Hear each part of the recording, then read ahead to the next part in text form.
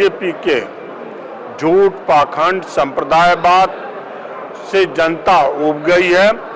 अब स्वच्छ प्रशासन की तलाश है और उसको जनता को अब स्वच्छ कानून का राज जो दिखता है बहन जी के हाथों में दिखता है। इस खबर के प्रस्तुतकर्ता हैं रैंपस स्कूल, मोमेंटम कोचिंग, एशप्रा जेम्स एंड ज्वेलर्स। स्वाद में है खास, अपनों को लाए पास, सुधा मान्या मसाले। कुछ वर्षों पहले तक उत्तर प्रदेश की राजनीति में एक प्रमुख स्थान रखने वाली बहुजन समाजवादी पार्टी इन दिनों फिर सुर्खियों में है। कारण है जबरदस्त वापसी के लिए फिर से एक बार प्रयत्नशील है। हमारे साथ हैं बांसगांव लोकसभा से बहुजन समाजवादी पार्टी के प्रत्याशी डॉक्टर राम समुद्र जी। बहुत बहुत स्वागत है सर। धन्यवाद आपको और समस्त जनता जो उपस्थित सबको धन्यवाद। सर, प्रशासन से राजनीति में आना कोई नई बात नहीं है, काफी लोग आते रहे हैं। आपने क्या सोच करके राजनीति में पदार्पण किया? ड्यूरिंग कोर्स ऑफ सर्विस के दौरान भी मैं सेवा भाव से ही रहा, सामाजिक सेवा ही करता रहा और राजनीति में प्रवेश करने का मेरा मुख्य उद्देश्य है अच्छी तरह से सामाजिक सेवा करना। और अगर राजनीति में आपने पदार्पण किया तो फिर बीएसपी क्यों? बीएसपी एक ऐसी पार्टी है जो सर्वजन हिताय बहुजन सुखाय की बात, हिताय बहुजन सुखाय की बात होती रही। अब इन्होंने उसका एक्सपेंशन कर दिया बहन मावती जी ने, अब सर्वजन हिताय सर्वजन सुखाय की बात करती हैं और इसलिए सभी लोगों का कल्याण हो, मानव का कल्याण हो, यही उनका उद्देश्य है और इसीलिए मैं बहुजन समाज पार्टी की राजनीति करने के लिए आया हूँ।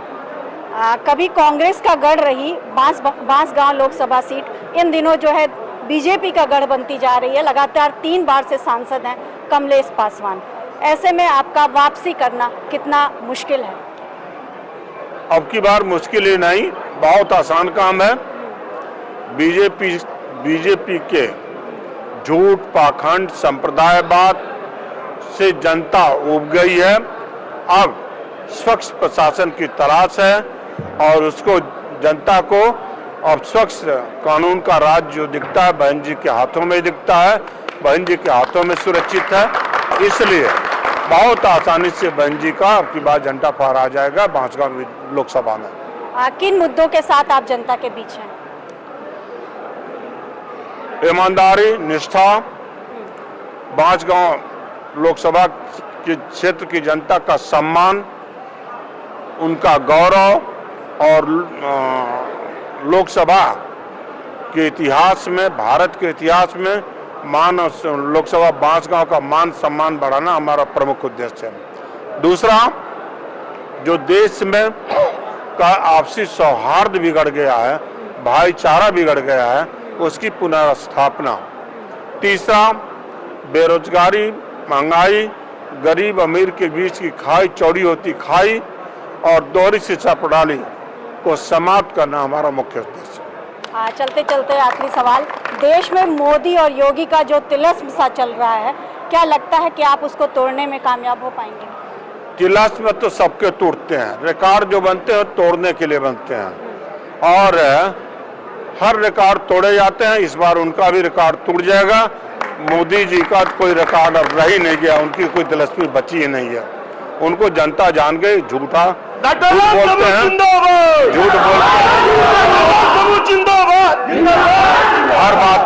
हर बात में हिंदू मुस्लिम करना चाहते हैं और हिंदू मुस्लिम करके काम नहीं चलेगा। विकास की राजनीति करनी पड़ेगी, मुद्दे की राजनीति करनी पड़ेगी, कानून का राज स्थापित करना पड़ेगा, लोकतंत्र की बहाली करनी पड़ेगी। लोकतंत्र समाप्त हो गया। चौथा स्तंभ थोड़ा सा दम जो दिखता सोशल मीडिया में दिखता है, अदरवाइज चौथा स्तंभ तो बर्बाद हो गया है। दिन भर उनको मोदी जी का चेहरा दिखाने के लोगों को दिखता है नहीं। और अहंकार की बात करूं मैं, अहंकार तो जो कोई विरोधी दल का आदमी कुछ अपनी बात करना चाहे तो उसके हटा के अपना मुंह उसके मुंह में घुसेड़ देते हैं, अपना वर्ड घुसेड़ देते हैं। हर बात मोदी जी के अलावा तो कोई दिखता नहीं उनको। मोदी जी ने गरीबों के लिए जो योजनाएं चलाई, कोई योजना नहीं चलाई, लूट की योजना है। अमीर गरीब की खाई बढ़ती जा रही है। अमीर अमीर पूरी प्रॉपर्टी, देश की पूरी प्रॉपर्टी 1000 उद्योगपतियों में सिमटती जा रही, गरीब गरीब होता जा रहा, अशिक्षित हो जा रहा, दोहरी शिक्षा प्रणाली होती जा रही है। ये एक ऐसे शिक्षा प्रणाली है जिसको लिखने पढ़ने नहीं आता। दूसरे बच्चा जो है प्राइमरी स्कूल से ही जो टाई पहन के जाता हो और वो उससे कहते हैं कि आप युद्ध करो, संघर्ष करो, प्रतियोगिता करो, निर्बल बकरों से बाघ लड़े, सुंग लड़े मृगशावनों से। ये बात मैं नहीं कर रहा हूँ, ये पंडित श्याम नारायण पांडे ने कहा है। ऐसा युद्ध तो होता कोई। बांसगांव की बात करें तो वहाँ पर भ्रष्टाचार, चीनी मिल और बेरोजगारी, ये सारी चीजें प्रमुख मुद्दा रही हैं। बांसगांव में किस तरह से परिवर्तन लाएंगे? बांसगांव में जो भी ये चीनी मिल और उद्योग धंधे की समाप्ति जो हुई है उसको फिर से पुनर्स्थापना किया जाएगा, नए जीवन का सृजन किया जाएगा। ये सारे सूखे पेड़ जो है फिर से प्रफुल्लित होंगे और नई हवा चलेगी।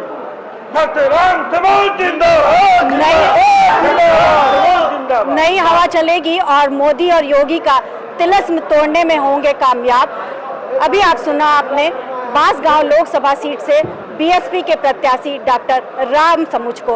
अब क्या होता है, किसके हिस्से में आती है जीत और किसके हिस्से में होती है हार, ये देखना दिलचस्प होगा। फिलहाल ये पता चलेगा 4 जून को। मैं हूँ रेणु सिंह, एनबी भारत, गोरखपुर।